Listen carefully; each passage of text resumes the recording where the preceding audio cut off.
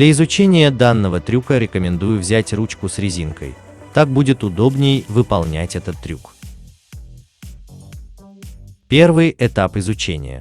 Возьмите ручку за ее кончик между большим и указательным пальцем, так как показано на видео. Это и будет начальной позицией трюка.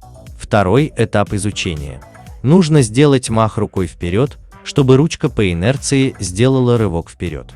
Важно держать ручку не крепко, пальцы должны быть немного расслабленными. Это нужно для того, чтобы ручка свободно вращалась. Третий этап изучения.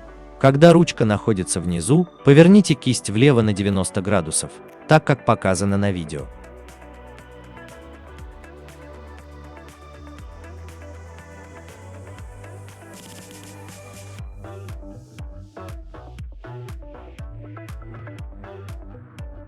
Четвертый этап изучения. Рука повернута влево на 90 градусов.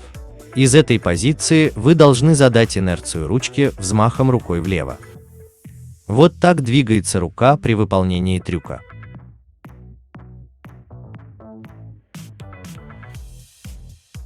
Пятый этап изучения. Нужно совместить эти три движения. Для этого повторяем каждый этап один за другим. При этом каждый раз пытаемся сделать его каждый раз максимально плавно. Нужно понять, в какой момент делать движение рукой и кистью для сохранения инерции ручки. Шестой этап изучения. Поворот кистью вправо. Благодаря этому ручка вернется в исходное положение, и трюк можно выполнять снова и снова. Последний этап изучения. Соединяем все этапы в одно целое. Нужно прочувствовать момент, когда нужно делать движение рукой и кистью, чтобы трюк был плавным. С практикой вы обретете эту плавность.